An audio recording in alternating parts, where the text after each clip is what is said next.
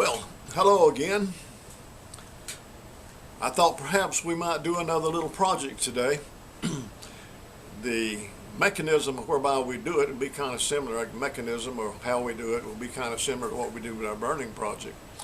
But we're doing this representing the Okefenokee Heritage Center, specifically the Art Guild.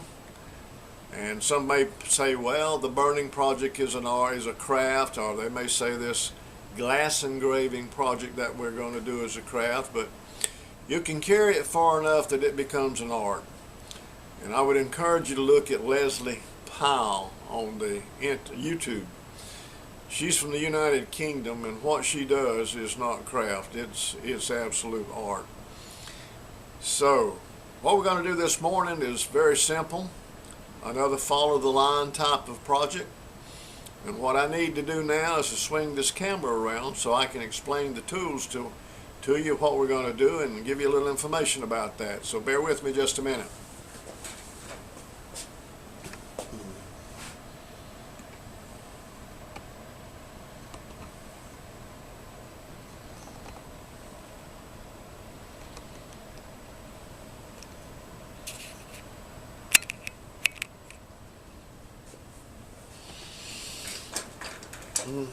Okay, we got ourselves set up a little bit so I can show you some things here that you need to know. First of all, what you're going to do it with. You got some tools we need to talk about.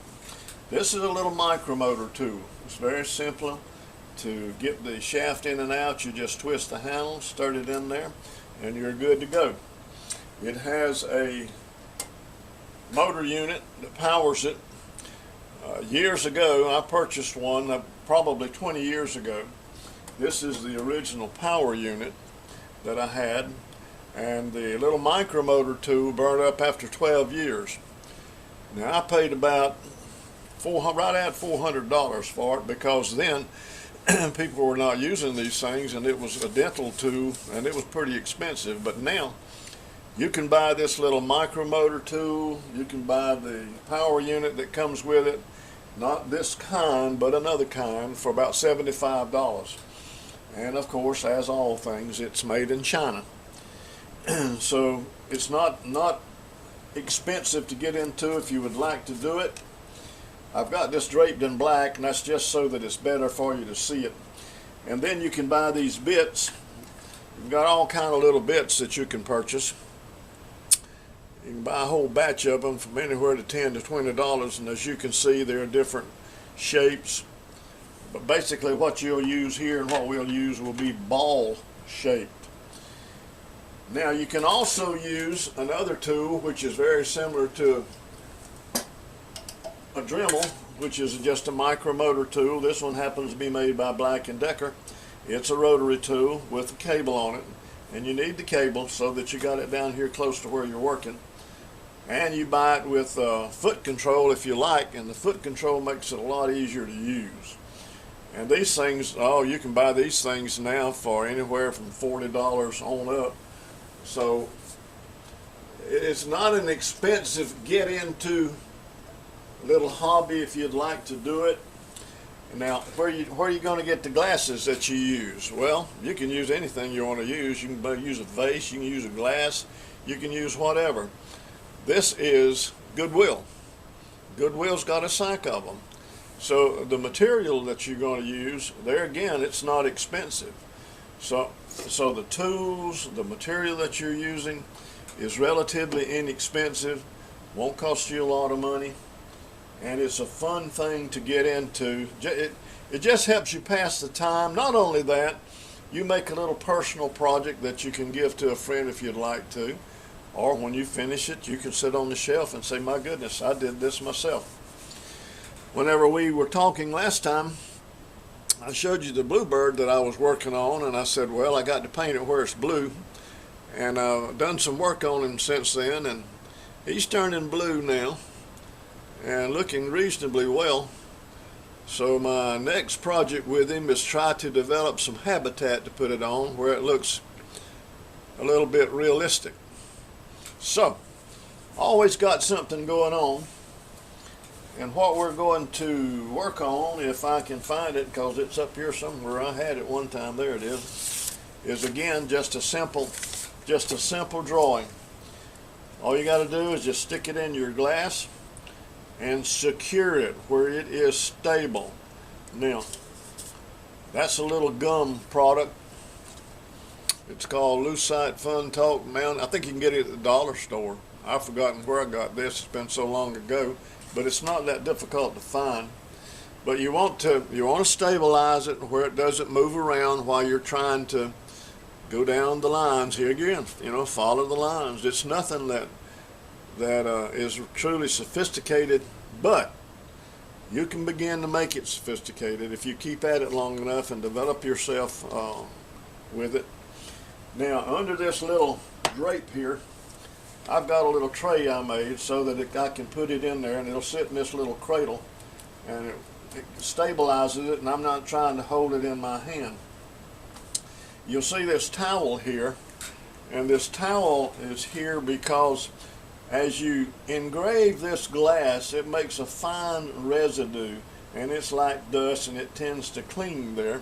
And if you use water, which I have a little arrangement up here that you can't see, it drips down on there and moves that residue off, or either you can just take a damp cloth and wipe it off as you go along. Now, one of the things that's imperative that you do is we want to talk safety, okay? You're grinding on glass, so what are you going to have? You're going to have fine glass. So you don't want to breathe that dust. And the thing to do is just get you a mask, just a little ordinary mask, and boy, they're available now just about everywhere in the world because everybody's been wearing them. So you get you some, have them around when you start, and put it on. So I think we're ready to grind a little bit. I'll show you just a little bit of how we're doing. And it's not, again, not a difficult thing. We might just speed it up a little bit, or either just cease at one point and show you what we have done with another one. So, turn it on, and I like to use this grinder really more than the other. The other's fine, and it will work just as well. What I like about this is it's quiet. It doesn't make a lot of noise. It's easy to handle. The other handles are just as easy to handle. I've got some sandpaper on this, but it's easy to handle. Doesn't take a lot. I happen to have two of these, and if you get them, I'd recommend this Dremel cable to attach to your rotary tool. It's by far the best and the easiest to work with because of the release on it. But anyway, this is the grinder I like to use, and I use it most of the time. And as I said when I started, or if I didn't say, you can buy these bits because you can put different collets in this thing, which are different diameter as far as the shaft is concerned, so that you can use different diameter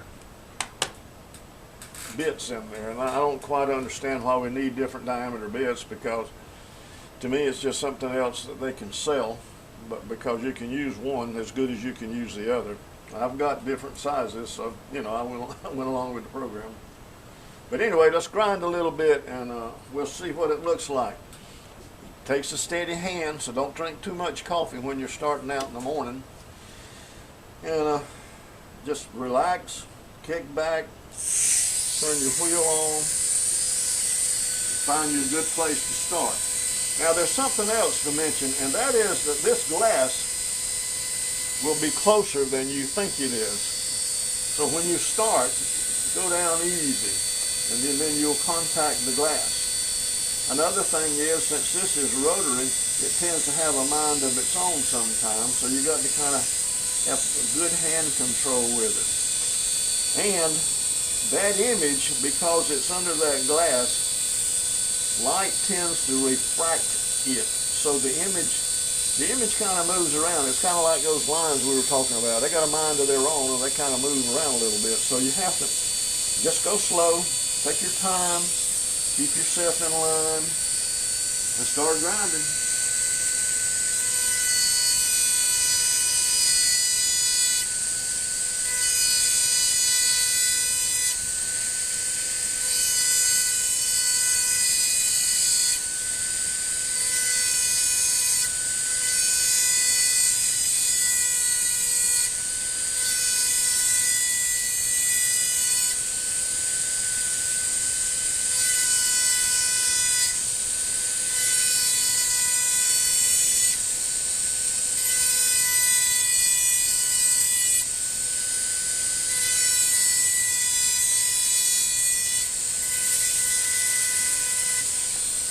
and try to have a light touch. You'll find that glass is kind of like wood.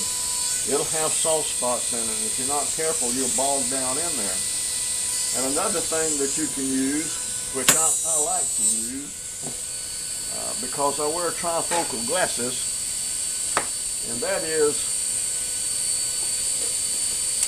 a headband type of magnifying glass. These have these lenses on here, and I get a little bit closer to it, and it helps me out in trying to follow the image and try to see where I've been or where I'm going.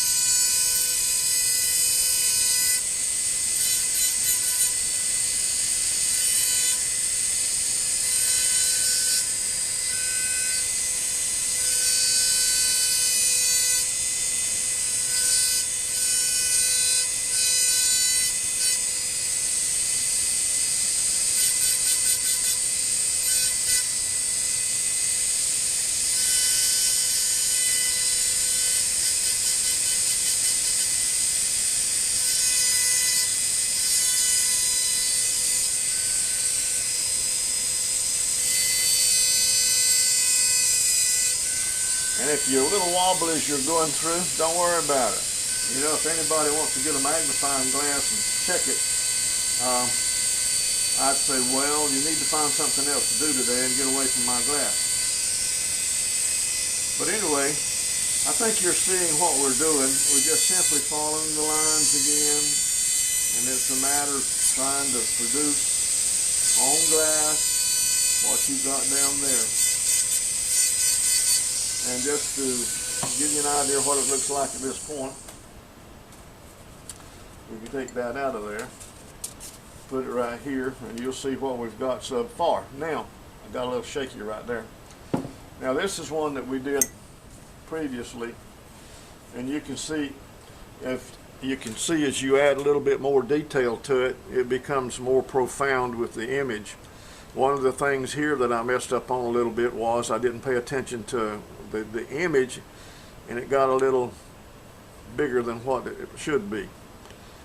So anyway, it's something else to do. It's something else to enjoy, and you can really get into it. They use these little abrasive wheels. I say they. Leslie uses them, and what she does is she does shading with it. And that's something that I'm working on and trying to improve on, and I ain't got there yet. I tried to do this rose, and I did a good outline image. The outline image was good, but then I tried to start putting some depth into the leaves and things, and it just went to chaos. So but the nice thing about it is, you know, you got this from Goodwill, so you don't have a fortune invested in it. It ain't like buying wood. And you can turn out a pretty good little item with it. And when you get through, you can put your name on it and sign it. John Henry. A little story about John Henry. When I was in college, we had to pay our tuition at the administration building at the University of Georgia, and the line was always 40 miles long. And when I got up there, the man told me how much I had to pay, and he said, "Put your John Henry on a check." Well, my name is John Henry Jordan. And I wrote John Henry Jordan on there because that was what my account was listed at. And he took my check and turned around, and he turned right back around at me. He said, "Boy, is your name John Henry?" I said, "Absolutely." He wasn't sure of that, but he took the check anyway. Anyway, let me get my hat back on and readjust my camera here.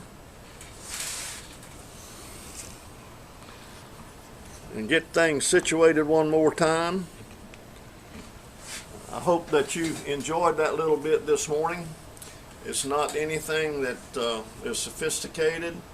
The learning of it, it just continues on. You do what you want to do with it. It's just like the wood burning, or it's just like anything else. You know, what do you want to do with it? So have yourself some goals, have yourself some things to do, and go for it.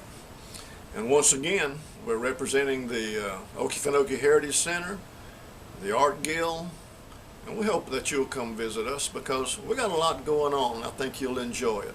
Thank you.